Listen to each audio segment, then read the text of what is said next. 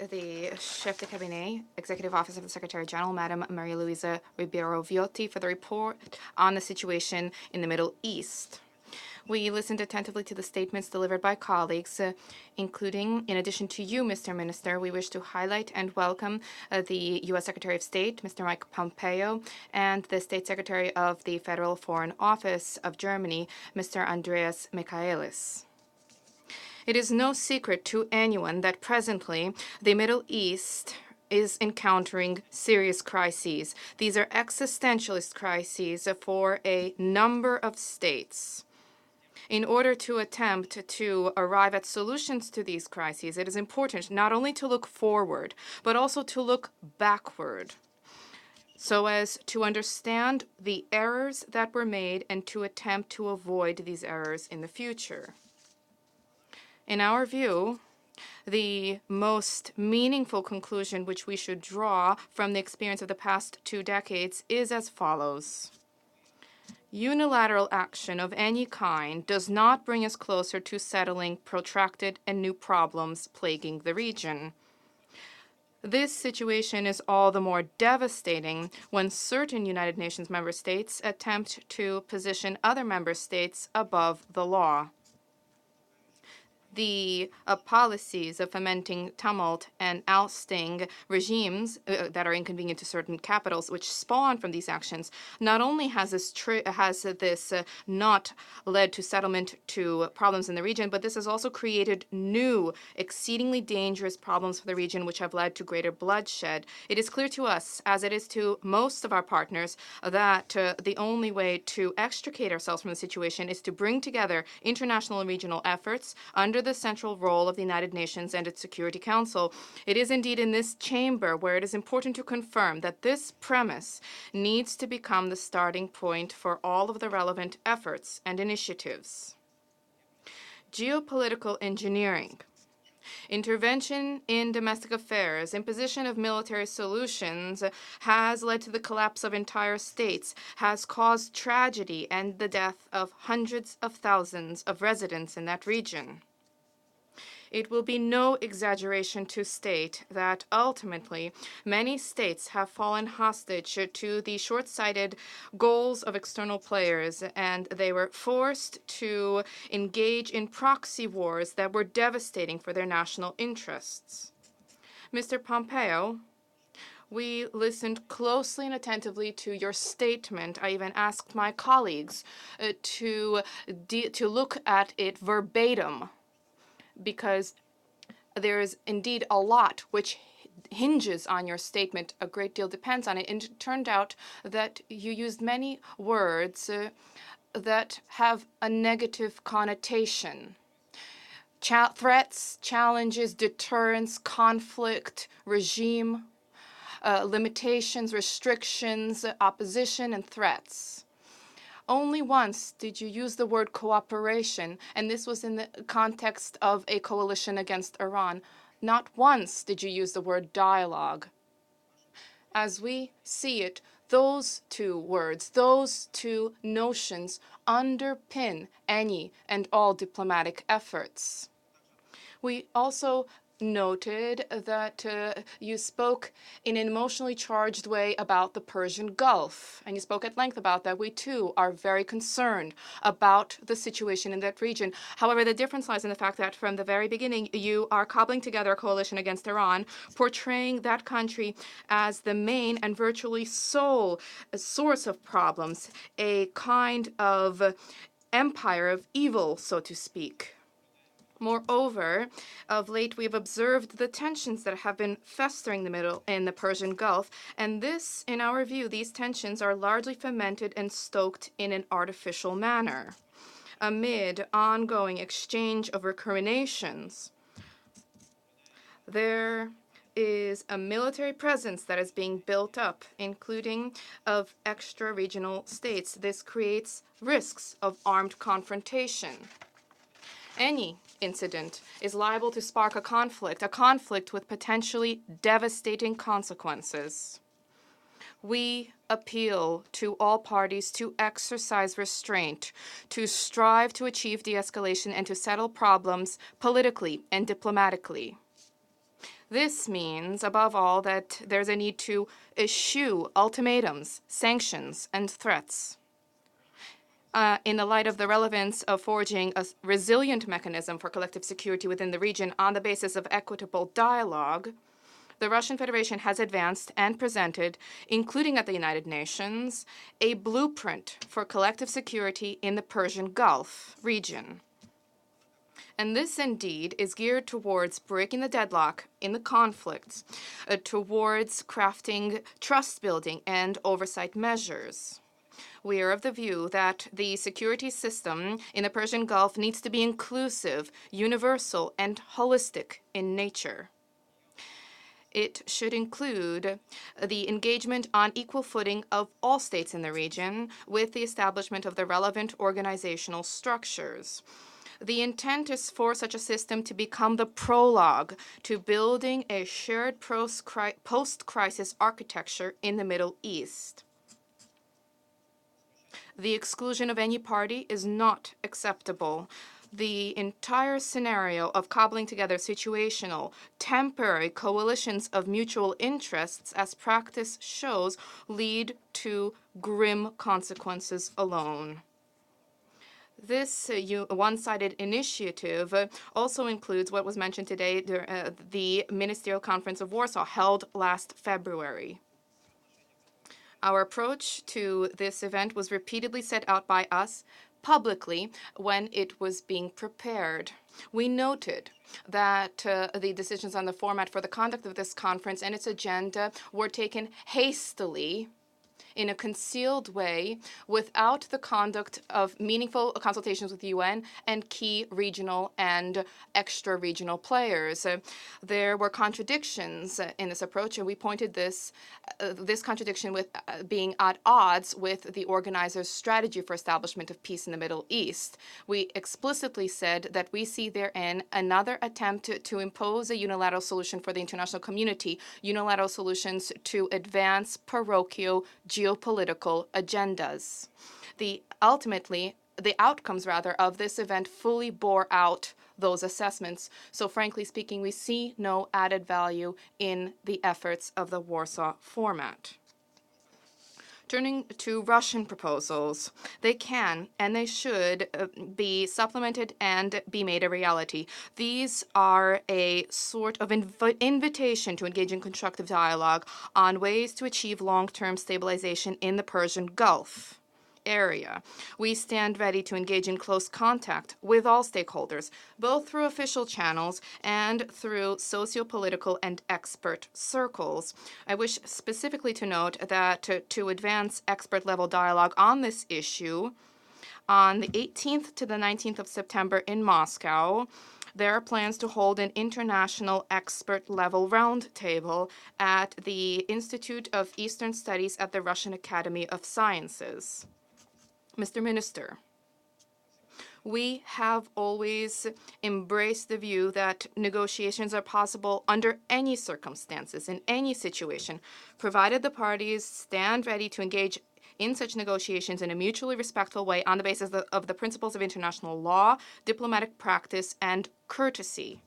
For this reason, for us, as well as for the overwhelming majority of states in the region, we cannot be satisfied by a situation where calls for Iran to sit down at the negotiating table are punctuated with direct insults and demeaning sanctions.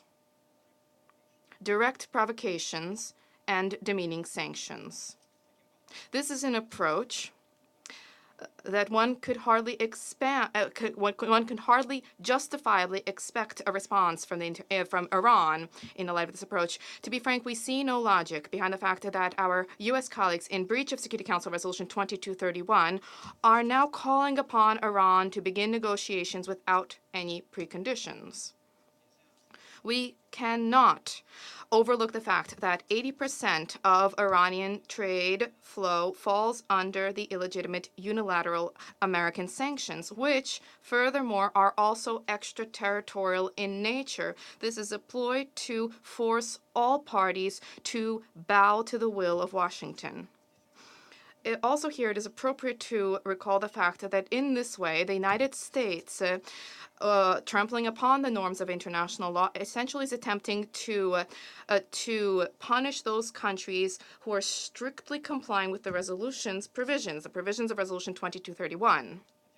I wish to assure you, nonetheless, that even given these difficult circumstances, we will continue to seek to persuade both our Iranian and United States colleagues of the fact that it's important to step away from this dangerous precipice, to begin to engage in a settlement through civilized dialogue, which provides for an end to ultimatums, sanctions, and blackmail. Mr. Minister, as was the case many decades ago, at the heart is are the problems facing the Middle East. The state of affairs in the Middle East peace process remains unsatisfactory. The situation in the West Bank is not improving, nor is the situation in eastern Jerusalem improving. There, Israel continues to engage in settlement activities and continues to demolish Palestinian buildings. This activity not only is illegal under international law, but this also constitutes one of the gravest obstacles to the establishment of a fair, lasting, and comprehensive peace in the Middle East. At the same time, there are persistent attempts ongoing to unilaterally impose alternative arrangements for a settlement. These undermine the parameters that have long ago been set out and acknowledged by the international community to resolve the Palestinian issues. The intent to create a smokescreen over seeking a lasting, comprehensive solution to this issue, in our view, is counterproductive. In the absence of promising political horizons, no economic surrogates can create the necessary conditions for full-fledged enjoyment by the Palestinian people of their national aspirations. The core principles of establishment of two states for two peoples remains a cornerstone upon which the foundation for a future stable and peaceful future for the Palestinian Israelis can be built. We call upon the leaders for not narrow political interests to be advanced, but rather the shared legal basis for Middle East settlement to be embraced. This includes the relevant Security Council resolutions, the Madrid Principles, and the Arab Peace Initiative. For our part, we intend to coordinate our action with our Palestinian and Israeli partners, states in the Middle East and North African region, and the parties to the Middle East Quartet of International Mediators. Mr. Minister, alongside the Palestinian issue, there are outstanding regional crises of a new generation, if I may put it that way. The counterterrorism operation conducted by the Russian aerospace forces of Russia and Syria has led to headway being made in the fight against terrorism. The eradication of the terrorist hotbed in Syria aligns with the interests not only of the Middle East and North Africa, but also European interests, insofar as it will lessen the low of terrorist threat stemming from the area and will lessen the flow of migrants from the area. I wish to stress that never and nowhere did we agree that terrorists can remain in Syria, anywhere in Syria, or feel themselves to be comfortable in Syria. For this reason, we call for there to be collective efforts and for double standards in counterterrorism to be abandoned. I will be frank, we continue to advocate a wide-ranging counterterrorism front. We continue to strive to establish a political settlement in Syria. We are doing this in conjunction with the United Nations under the Astana format. We advocate the unification of regional efforts. It is important now to deal with issues related to the socioeconomic recovery of the Syrian Arab Republic without preconditions. It is important to tackle issues faced by refugees and to cast aside the practice of their forced detention in third countries. The focus of our shared attention, of course, needs to be on the situation in Libya. We are of the view that assistance to Libyans in extricating themselves from the crisis can only be delivered through consolidating the positions of international players. The developments show what the consequences are of foreign military interventions. In Libya, as a result of this intervention, there has been a full, utter collapse of its statehood. We call upon all Libyan stakeholders to cooperate with the United Nations and not to advance unilateral agendas. Equally, these approaches are necessary vis-à-vis Yemen. There, all parties need to operate under the unifying basis set out by the United Nations to revive the statehood and to combat terrorism and to transition to building good neighborly relations. Mr. Minister, to conclude, I wish to stress that it will be no exaggeration to state that the alarming trends I have described have led the situation in the Middle East to a chasm, a gulf from all directions. At the same time, it is necessary to note that this is escalated through the propagandistic warfare, which is in the spirit of the grimmest chapter of the Cold War. The number of fake news reports circulated by various NGOs, which receive financing from a number of Western capitals, is astoundingly high. Unfortunately, on the basis of these mendacious and highly contentious data, unilateral decisions are taken. This not only undermines efforts to resolve conflicts, but also undermines the entire system of international relations. These are pretexts where enemies are identified, and at the same time, the real threats are being ignored, and these real threats require collective efforts being undertaken. This is an approach where we won't go far with. The earlier our Western partners understand this, the sooner together on the basis of the aspirations of the peoples of the region, can we finally address the problems plaguing the area, both protracted and new issues. And for the moment, I wish to assure you that we stand ready to do so under any format of multilateral or bilateral cooperation or dialogue under the stewardship and the leading role of the Security Council on the basis of positive agendas, without any double standards and without concealed goals, and with, of course, the unconditional respect for the sovereignty of the Middle East states and the rights and aspirations of their peoples. Thank you for your attention. I thank the representative of Russian Federation for his statement.